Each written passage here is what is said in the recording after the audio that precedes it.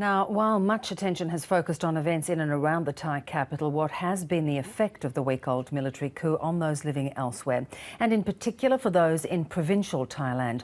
Dr. Haberkorn is a human rights researcher at the Australian National University. She's also the author of Revolution Interrupted: Farmer Students' Law and Violence in Northern Thailand.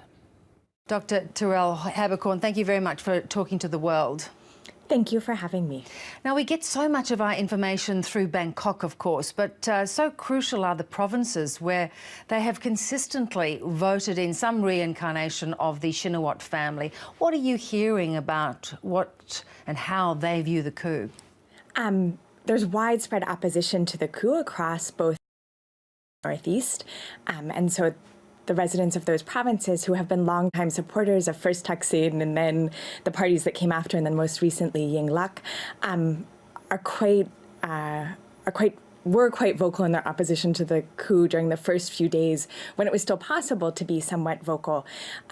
What is also happening in the provinces is a very similar process to what's happening in Bangkok, in that people who oppose the coup or who are critical of the military junta are being summoned by the military, or their homes are being raided and they're being arrested. What's quite different in terms of what's happening in the provinces is that while those summonses and arrests are happening very publicly in Bangkok, in the sense that lists of names of those who are being summoned and must report to the army are literally being broadcast on television and radio stations, in the north and northeast, it's much more local and much quieter, which in a sense makes it potentially more dangerous for those who are targeted. And interestingly enough, does it mean that they are still organising, still talking amongst themselves?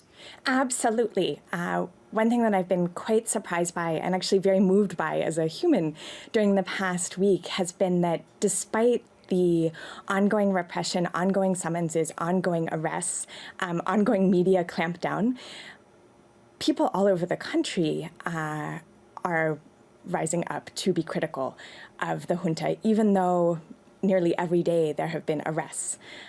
So despite what is, I would think, Thailand's most repressive regime in 40 years, they haven't managed to quell people's opposition. In fact, it seems to be growing. And what do you make of the announcement by the Thai military that, in fact, they will repay farmers all the money owed to them from that very controversial rice subsidy scheme that was set up by Yingluck and failed dramatically? Is that going to appease people in any way? Not very much. I think certainly many farmers will be pleased that they will have enough money to now live and survive, but I think it won't have perhaps the desired effect. And the reason is that the opposition to the coup, and actually the broader contention, which has animated Thai politics and society since the last coup in 2006, is really a fight over who can rule.